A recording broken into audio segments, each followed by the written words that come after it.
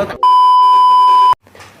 Halo guys, assalamualaikum warahmatullahi wabarakatuh. Gimana kabarnya semua teman-teman? Semoga selalu dalam keadaan baik-baik saja. Oke, kali ini kebetulan tadi saya mendapat pengaduan dari salah satu teman kita ya, yang di sektor formal. Mbaknya itu bekerja di sektor formal, yaitu di pabrik. Yang mana dia menanyakan tentang kontrak kerja ya. Katanya mbaknya ini, tapi sebelumnya saya minta maaf untuk mbaknya, saya pun privasi ya. Saya cuma menerangkan tentang bahasanya aja, tidak menunjukkan siapa dan nomornya ya. Jadi di sini mbaknya ini menanyakan, apabila sudah kontrak kita sudah nyampe 12 tahun di Taiwan, apakah bisa untuk diperpanjang lagi?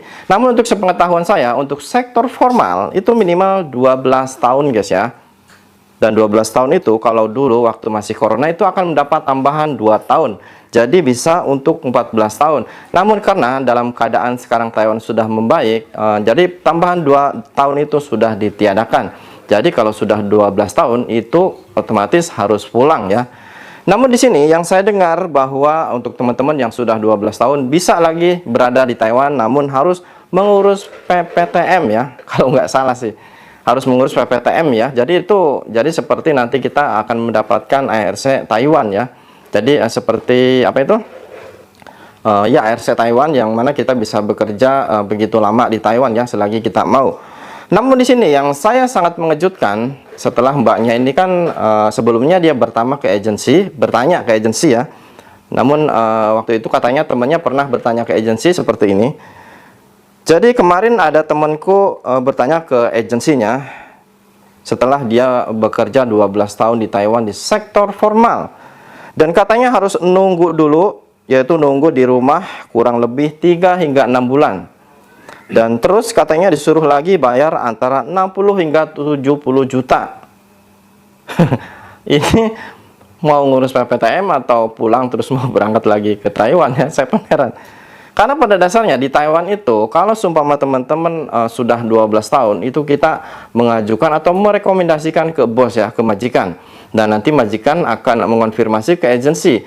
Dan disitulah agensi nanti akan mengurus, akan mengatur bahwa mungkin kita harus ini, harus itu, dan ini ya. Namun di sini kok katanya mbaknya itu harus pulang dulu dan antara 3 hingga 6 bulan. Dan selepas itu katanya harus membayar 60 hingga 70 juta. Itu saya rasa ini pemerasan guys ya. Jadi teman-teman jangan mau tertipu sama agensi-agensi seperti ini ya. Ini agensi kadal ini. Jadi mereka itu hanya pengen uang dan uang ya. Jadi kalau emang kita sudah pulang dan pengen berangkat lagi ke Taiwan, bekerja lagi ya, itu emang harus bayar segitu. Namun ini urusannya katanya untuk membuat PPTM, kita harus pulang dulu antara 3 hingga 6 bulan dan berangkat lagi harus bayar 60 hingga 70 juta. Nah, di sini untuk para suhu di Taiwan ya, yang mungkin sudah pernah mengurus, apakah benar seperti itu? Jadi harus pulang dulu 3 hingga 6 bulan dan harus membayar 60 hingga 70 juta. Apakah benar seperti itu? Jadi tolong tuliskan komentar kalian ya. Karena saya pun tidak terlalu paham kalau untuk masalah PPTM. Jadi tolong untuk para suhu yang berada di Taiwan, tolong berikan komentar kalian. Karena banyak juga ya teman-teman yang membutuhkan informasi ini ya. Jadi sedikit banyak komentar kalian nanti akan memberikan suatu suatu penerangan untuk teman-teman yang belum paham. Karena jangan sampai teman kita nanti tertipu sama agensi-agensi yang hanya mementingkan uang dan uang. Masa harus ngurus PPTM aja harus nyampe 60 hingga 70 juta, itu saya rasa sebuah pemerasan ya teman-teman. Jadi jangan sampai karena saya pengen bikin PPTM, nggak apa-apa lah, yang penting saya bisa dapat PPTM. Itu jangan sampai seperti itu. Itu sebenarnya penipuan ya. Nggak ada yang namanya bikin PPTM itu harus bayar sebanyak itu.